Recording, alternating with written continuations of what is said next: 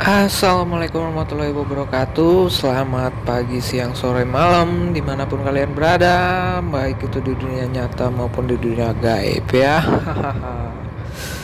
Apa kabar kalian semua? Gua harap kalian semua baik-baik saja. Tidak lupa juga di sini gua mengucapkan selamat datang bagi kalian yang baru saja bergabung di channel Rider Rongsok.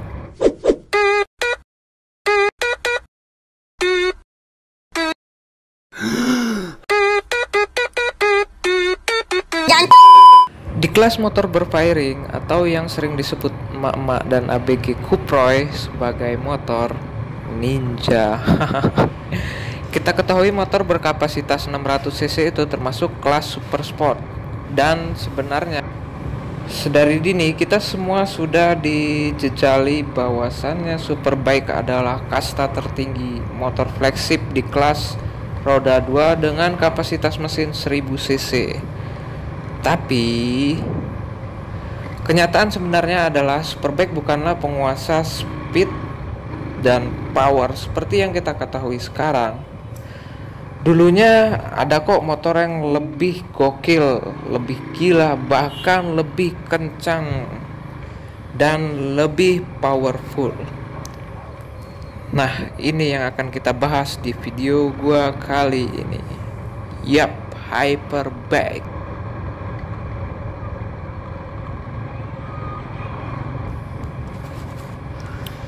Tahukah kalian jika nama Hyperbike dikenal di era 70-an? Nah, pabrikan motor yang pertama kali memperkenalkan motor kelas Hyperbike ini adalah Kawasaki. Dengan membuat motor Kawasaki Z1300 di tahun 1979, Kawasaki membuka kelas baru di dunia roda 2. Kelas ini bahkan lebih ekstrim dibanding dengan kelas Superbike.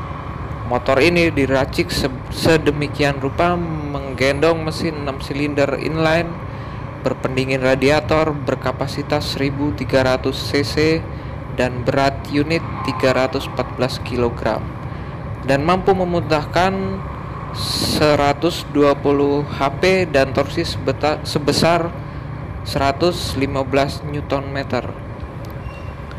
Spek power tersebut bahkan 50% lebih besar dari saudaranya yaitu Kawasaki Z1 yang pada saat itu terkenal sebagai salah satu motor superbike paling kencang di dunia.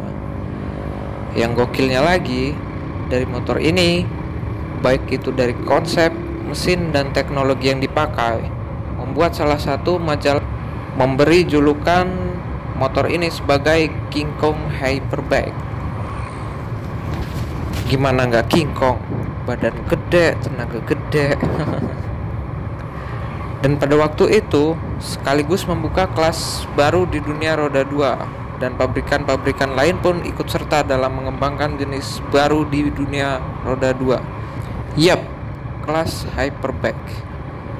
Dan beberapa saat kemudian majalah roda 2 legendaris dari Inggris yang bernama Motorcycle News menyebutkan bahwa Kawasaki Z1300 berikut kompetitornya Honda CBX 100, Suzuki GS 1000, dan Yamaha XS 1100 bukan lagi berada di kelas Superbike, melainkan di kelas Hyperbike.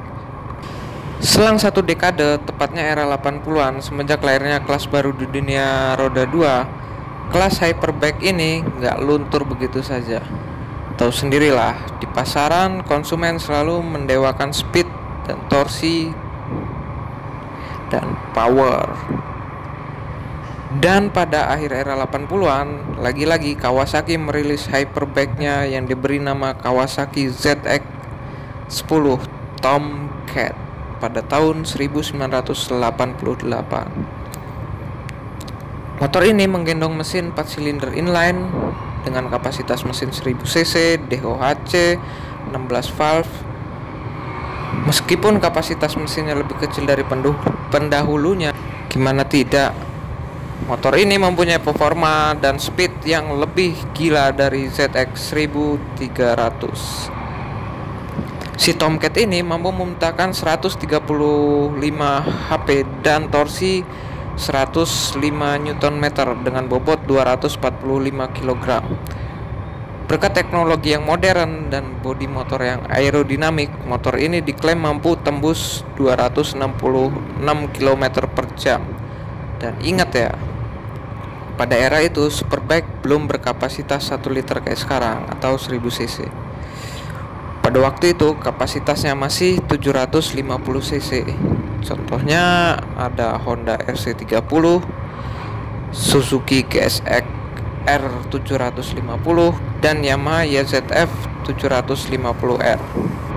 Kemudian pada saat itu Hyperbike mempunyai misi, yaitu menjadi motor produksi tercepat di dunia, yang 1 dekade lalu masih dipegang oleh kelas Superbike.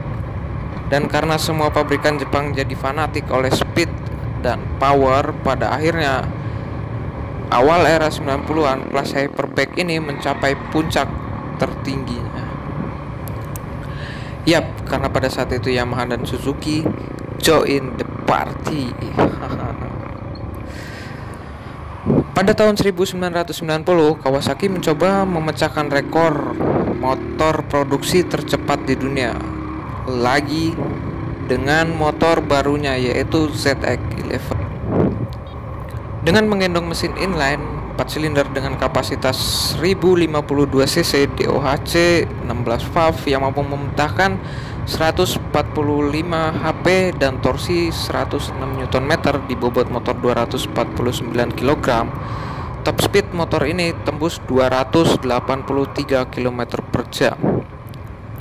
Yang pada saat itu Superbike tercepat adalah Kawasaki GPZ 900R yang top speednya hanya 243 km per jam. Yap, memecahkan rekor sendiri Kawasaki. Ingat, kecepatan 283 di era 90-an ya, dimana sistem pengereman dan kompon ban belum semodern sekarang. Karena pencapaiannya tersebut, motor ini mendapatkan predikat motor produksi tercepat di dunia pada tahun 1990 dan sampai 1995. Karena panas melihat Kawasaki di kelas Hyperbike, Honda akhirnya turun tangan. Karena nggak mau kehilangan gengsi di segmen motor kencang, dan jawaban dari Honda adalah boom. Mereka merilis klan CBR yang paling gokil sepanjang sejarah, Honda CBR 1100XX Super Blackbird. Ini adalah sepak terjang yang sama sekali nggak tertebak oleh produsen-produsen motor lain. Karena apa? Karena pabrikan Honda yang lebih dikenal mengandalkan handling ketimbang menciptakan monster dengan embel-embel tercepat di dunia. Karena untuk membuktikan keseriusannya bermain di kelas Hyperbike, Honda pun nggak ragu untuk memberikan 2 huruf X di belakang nama monster berbobot 223 kg ini. For your information, CBR yang huruf belakangnya R itu sport bike, CBR yang huruf belakangnya ada embel-embel F itu sport tourer, CBR yang embel-embel di belakangnya double R itu race replika. Yap, yang diciptakan untuk motor di sirkuit ya. Yup, kita lanjut. Bukan CBR single R atau CBR F ataupun double R yang kita ketahui motor ini diciptakan untuk ajang balap di sirkuit. Tapi monster ini memakai akhiran double X. Ini adalah motor Honda CBR seri satu-satunya yang memakai akhiran XX. Bahkan sampai video ini saya buat. Yang unik dari motor ini adalah motor ini didesain seperti sosok pesawat mata-mata Lockheed SR-71 yang merupakan pesawat tercepat di dunia pada eranya. Dan nickname Blackbird itu diambil dari nama panggilan pesawat Lockheed SR-71 yang memang menjadi inspirasi kelahiran CBR 1100XX ini. Awalnya Honda hanya menargetkan top speed 306 km per jam karena faktor safety dan lain-lain. You know lah Honda. Dan Honda mengkebiri motor ini yang akhirnya di lapangan motor ini hanya punya top speed kurang lebih 290 km per jam. Meskipun nggak segokil target, namun Honda CBR XX ini mampu menggeser produsen lawannya yang memproduksi motor tercepat pada saat itu, Kawasaki ZX-11 di tahun 1996.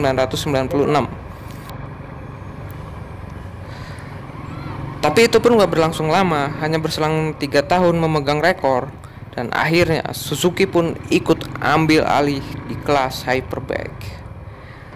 Dan Suzuki pun gak main-main. Suzuki merilis motor yang paling dahsyat, yang tergokil, yang paling fenomenal dan paling terkenal di kelasnya pada era 2000-an, yaitu Suzuki GSX 1300R atau yang lebih dikenal Hayabusa.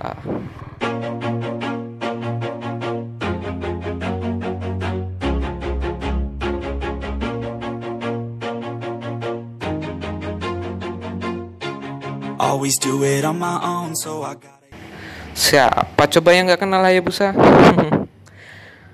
Hayabusa tidak hanya mampu mengalahkan rekor breakbeat, akan tetapi Hayabusa mampu menaikkan standar hyperbike untuk menciptakan motor tercepat di dunia yang bahkan lebih gokil dari sebelumnya.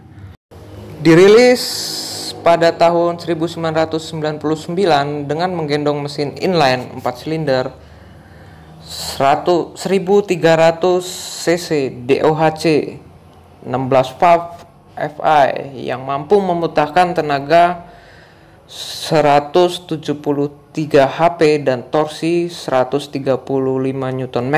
Suzuki Hayabusa sepenuhnya didesain dengan filosofi hidrodinamika agar stabil di kecepatan tinggi. Ini yang dianggap sebagian orang kalau Hayabusa didesainnya aneh. Hayabusa ini diklaim Suzuki mampu mengayuh top speed lebih dari 300 km per jam.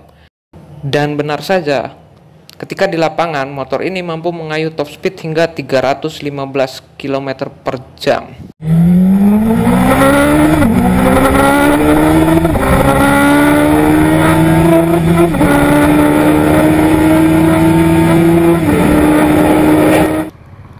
Nggak cuma lebih besar dari prediksi awal, tapi juga jauh lebih kencang daripada CBR 1100 XX Blackbird. Nama Hayabusa ini diambil dari bahasa Jepang yang berarti Penguin Falcon. Falcon adalah burung tercepat di dunia yang mampu terbang dengan kecepatan 320 km per jam di alam bebas. Falcon adalah the real predator dari burung Blackbird. Yap, sesuai dengan pencapaiannya, Hayabusa yang mampu mengalahkan motor CBR 1300 XX dan menjadi motor tercepat di dunia. Kehadiran Hayabusa ini nggak hanya membuat pabrikan motor Jepang dan Eropa ketar-ketir untuk menciptakan motor kencang, akan tetapi membuat pemerintah di seluruh dunia mulai takut soal perkembangan hyperbike yang makin lama makin kencang dan makin gila, khususnya di sektor safety. Bukan tidak mungkin jika battle hyperbike ini nggak segera dihentikan, maka top speed motor bisa mencapai 400 km per jam bahkan lebih. Oleh karena itu, pemerintah Amerika dan Eropa bertindak cepat dan mengundang seluruh pabrikan-pabrikan roda 2. Dan hasilnya, pada tahun 2000, hadirlah perjanjian tak tertulis atau yang diberi nama Gentleman Agreement, yang isinya adalah membatasi speed maksimum motor produksi massal hanya 299 km per jam dan power maksimum tidak boleh melebihi 200 HP. Dan semua pabrikan motor di dunia harus mematuhi peraturan yang tak tertulis tadi. apapun kondisinya. Siapa yang bertanggung jawab atas lahirnya perjanjian ini? Yap, semua karena motor yang diberi julukan The King of the Trucks sampai saat ini, Suzuki Hayabusa.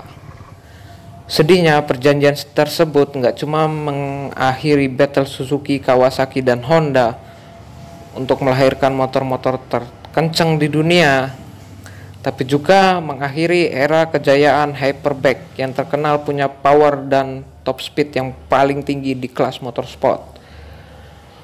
Proyek Kawasaki ZX-12R dan ZX-14 yang ditujukan untuk membunuh kejayaan Hayabusa dan memecahkan rekor Hayabusa, yang tentunya diriset untuk lebih kencang dari Hayabusa, lalu ditunda. Dan endingnya, performanya pun dikebiri oleh Kawasaki untuk mematuhi perjanjian tadi. Ditambah lagi ketika era 2000-an, pabrikan di Jepang maupun di Eropa berlomba-lomba merilis superbike terbaik mereka. Mulai era ini, superbike nggak lagi berkapasitas 750 atau 900 cc, tapi sudah naik kelas masuk ke 1000 cc. Dan berkat perkembangan teknologi elektronik yang makin canggih, membuat superbike lebih kecil dan lebih ringan dibanding hyperbike, tapi juga membuat handling yang lebih tinggi dan power yang lebih superior dibanding hyperbike yang terkenal berat dan susah untuk membelok. Masuk era 2000-an, Honda CBR 1100XX, Suzuki 1300R, Kawasaki ZX-12R, dan Kawasaki ZX-14R mulai dirubah karakter mesinnya menjadi lebih bersahabat dan mengutamakan torsi di RPM rendah. Bukan lagi tentang top speed, yang paling menyedihkannya adalah pabrikan menjual motor-motor ini ke genre sport tourer, bukan lagi hyperbike yang dulunya mampu membuat superbike tertunduk malu. Dan endingnya, kelas motor yang paling gila yang pernah ada di dunia ini justru berakhir dengan cara yang paling gentle. Sejarah hyperbike mungkin terlupakan, akan tetapi status hyperbike yang memegang status motor produksi tercepat di dunia tetap bertahan, bahkan sampai saat ini. Oke, cukup sekian pembahasan kita tentang histori motor. Jika kalian suka, silahkan subscribe, dan kita akan membahas histori motor lagi di video selanjutnya. And see you.